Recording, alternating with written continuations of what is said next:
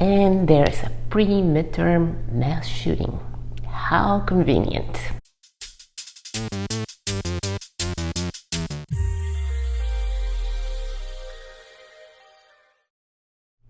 Okay, before you accuse me of being heartless, I will admit that it is terrible that a crazy person killed innocent people.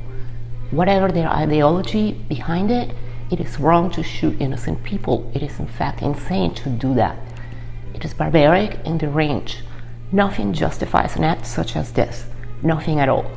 I hope the perpetrator faces justice, not only here on Earth, but also when he faces our Creator. Mellow greetings, ladies and gentlemen. Welcome to the Relevant Elevant channel. I talk about relevant and disturbing cultural issues, and I always finish with something uplifting, something positive. I call it Elevant. If that's for you, then subscribe and smash the like button and the bell.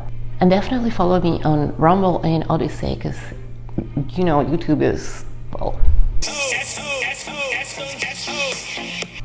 Now I would like to talk about the significance of the recent occurrence in Buffalo, New York. In the context of the current political climate, it's, well, going to be very complicated. Not really.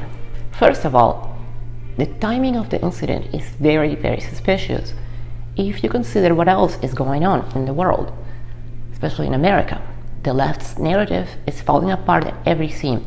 Food shortages being talked about by mainstream media, Biden's approval numbers plummeting, all the money being sent to the Ukraine by the US. What is more convenient than a white supremacist committing a hate crime? Nothing. That's just perfect for the narrative. Except it's not. Especially since many black supremacists have committed similar crimes in very recent times. And the fact that the Buffalo shooter is in fact a self-described liberal and not a fan of conservatism. So I guess the operation didn't work as intended, huh? In the alleged manifesto, the gunman described himself as an authoritarian leftist and supporter of communism, and he distances himself from conservative values. So how is he still being portrayed as a white nationalist, conservative by the mainstream media? He clearly is not. He said it himself in the manifesto. Okay, here's my theory. This is very dark. MK Ultra type operation. This kid was manipulated and compelled to do what he did. Fine, call me a conspiracy theorist. I'll put on my hat. It's just extremely weird. Why do I say that? There are records that show the FBI was tracking him for a while because he had made threats before to do some kind of act of violence.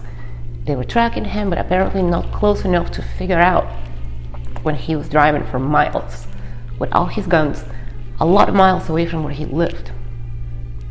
Come on, FBI. If this is the best you can do, I think you need to be fired. Fired. You're fired. You're fired. You're fired. So the kid was deranged. He knew it, the FBI knew it, and they still let this happen, even though they were watching him.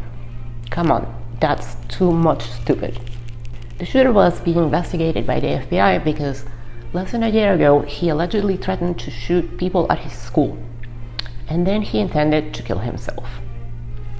The FBI knew about this, yet he was released after only a day. After making these threats, he only apparently had a day and a half of counseling. How was he allowed to carry out this terrible massacre? How was he even allowed to buy the guns that he did after the previous incident? If they actually had him on their radar, how come he was able to do what he did? Are they really that incompetent, or is there more to it? It can't just be an oversight that a young man that was already being watched for having deranged tendencies and that actually made threats just slipped through the cracks, drove hundreds of miles to an area that has very strict gun laws where most citizens are not likely to be armed, and also the majority happens to be black people. And then he goes to the store the day before and has a very long conversation, very civilized conversation with a black gentleman there. But you told me just a few moments ago that you actually spoke with the suspect yesterday. He was here. Tell me more about that. I seen him, and he looked strange in the neighborhood, but he had a genius shirt on, so I wanted to see if he was a genius. And we sat and talked about string theory, critical race theory, beginning of civilization, and he seemed like he was a genius, actually. He said he came up just to see the countryside, and he was going to go out camping. He bought a big jug of water. He had a little nervous twitch to him. I bought him something to drink, and we sat and talked for about an hour and 45 minutes. And the next day, he just shows up and starts killing people. And then he surrenders just before getting blasted away. Put the gun to his head, and he dropped it. He took off his gloves. He took off his gun. He put it down. He took off his vest. And then he got on his knees and laid down and put his hands behind his back, and they arrested him at that point. Come on, it's weird. It's not how those things work. Something does not add up. As soon as this happened, the media immediately identified the suspect as a white male dressed in camo who did this for racial reasons. Why did they not do the same in the case of Darrell Brooks, who was a known black supremacist who killed multiple white people, including little children? We have breaking news from Waukesha, Wisconsin, where an SUV plowed into a crowd of people taking part in a Christmas parade. When that massacre happened, they said they had a person of interest in custody and that an SUV ran over people. There was no mention of his race or his trafficking of minors for sex, Shout out to my shooting team, they gon' handle teams for the revenue. or his YouTube channel where he spewed racial hate. In fact, where is Darrell Brooks now? I don't know. Probably still pimping. I made a whole video about that guy and contrasted it with how the media was treating the acquittal of Kyle Rittenhouse. I put the link below. And what about the Brooklyn subway guy just a couple of weeks ago? He also spewed racial hate on his channel, and he got let go on bail. How are their crimes different? All these criminals are insane. They all deserve to be locked up, but they definitely deserve equal attention from the media. But that is not how it's done in clown world, my friends. The day after the Buffalo shooting, there was another shooting in California at a church, where the congregation was mostly Asian. The perpetrator was also Asian, and the congregation members subdued him. This is getting very little press. Do Asian lives not matter? Don't all lives matter? In fact, that weekend there were a few other shootings, including one in Seattle, Washington, and probably like 30 or more in Chicago, because that's just a normal weekend for there. Where's the media attention? Do black lives not matter when they are being taken by other black lives? Because unfortunately, that's how most black lives are lost. Well, that and by abortion. Do aborted black babies do not matter? Where is CNN on this? Come on, they really think people are this stupid? We see what's going on. We see you trying to manipulate us. And we're not taking it. We'll not let it happen. We know you evil lefty NPC media goblins are using the Buffalo tragedy to try and prop up your anti-gun agenda, and that is a complete lack of respect for the victims of this crime. Let their families mourn. Don't be so quick to use their laws to advance your agenda. In fact, don't use it at all. That's just wrong. Kinda like the Potato and Alice Cooper going over to Buffalo when they allegedly had no time or resources to go to mourn with the families in Waukesha. How do you think those people felt? They see you, they know you're just grifting, just like when you were checking your watch at the funeral service for all the soldiers that died in Afghanistan because you failed them there. The nation sees this. You know how we always say the left cannot meme? Well, it's true, but it's becoming clear that the left cannot even politic anymore either. They're acting like we're still in the 80s before there was the interzones. We see everything you do now in real time and everything you did, and we will use it against you. That's why you're losing the narrative. And speaking of losing the narrative, For the Elevant part of this video, enjoy the fall of the board of misinformation that lasted about as long as CNN Plus. The evil version of Mary Poppins, Nina Yankovic or whatnot, resigned her position as leader of the Ministry of Truth because the whole project was put on hold, because it was ridiculed by us into oblivion. The Ministry of Truth is no more. That's right, the Biden administration's disinformation board, or whatever they're calling it, has been paused indefinitely. And it seems as though sweet, sweet Nina Jankowicz, woke Mary Poppins, is resigning. This scoop coming from the Washington Post. Listen to this headline. How the Biden administration let right-wing attacks derail its disinformation efforts. The quote-unquote pause of the Department of Homeland Security's newly created board comes after its head, Nina Jankowicz, was the victim of coordinated online attacks as the administration struggled to respond.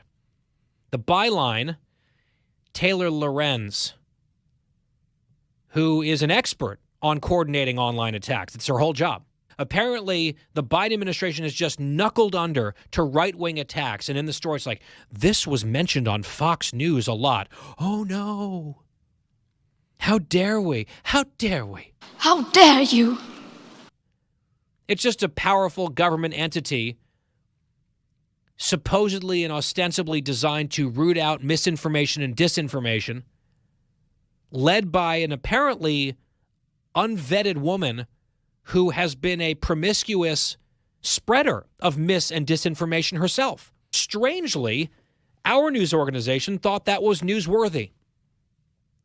And Taylor Lorenz, an online bully, posing as a journalist at the Washington Post, seems to think that the real victim in all of this is, well, cut 11. Information laundering is really quite ferocious. It's when a huckster takes some lies and makes them sound precocious by saying them in Congress or a mainstream outlet. So disinformation's origins are slightly less atrocious. It's how you hide a little lie, little lie. It's how you hide a little lie, little lie. It's how you hide a little lie, little lie. When Rudy Giuliani shared bad intel from Ukraine, or when TikTok influencers say COVID can cause pain. They're laundering disinfo and we really should take note and not support their lies with our wallet, voice, or vote. Oh! There's your victim in all of this. Sweet Nina. Oh, sweet Nina. She'll have much more time now for lowbrow community theater. And, of course, it's the fault of right-wing attacks. And by attacks, I assume Taylor Lorenz means direct quotes. Woke Mary Poppins has been deliberately and in a coordinated way attacked by people quoting her verbatim. How dare we? How dare you? Taylor Lorenz and Nina Jankowicz. Because Lorenz is going to move on from the Washington Post at some point. She burns bridges no matter where she goes. So she'll find herself seeking employment down the line, sooner or later. Maybe she and Nina could team up. They could write a whole musical, like a Hamilton-style musical, just much worse, about disinformation. But yeah, apparently the jig is up. It didn't work out. And one of the arguments that people are out there making, well, I'll note this first. Ziad Jalani, who's a writer, posts the story from the Washington Post. Oh, the right-wing attacks derailing the disinformation efforts. And he asks a simple question. This article is written without mentioning that Nina Jankowicz made a series of demonstrably false claims herself? Yes, it was. The disinformation and misinformation and partisanship spread on the reg by Sweet Nina weirdly didn't make it into the story, blaming the right wing for doing the thing that Taylor Lorenz, the author of the piece, does for a living every day. Isn't that weird? I find it interesting that the media apparently seems to think, a lot of journalists seem to think, it's really not that big of a deal to have a government entity overseeing what they decide is disinformation and misinformation, which is very creepy to me. Sweet Nina didn't really seem that interested about foreign adversaries. She seemed very interested about going after conservatives and Republicans. We'll keep tracking this, but... Sorry, Mary Poppins. Memes do work, apparently. Well, I hope you enjoyed this video. Make sure to subscribe to the channel, smash the like button, smash the bell, and if you like to get good news, but need to know the bad news too, stay with me, stay alert, stay alive. I will see you on the next one.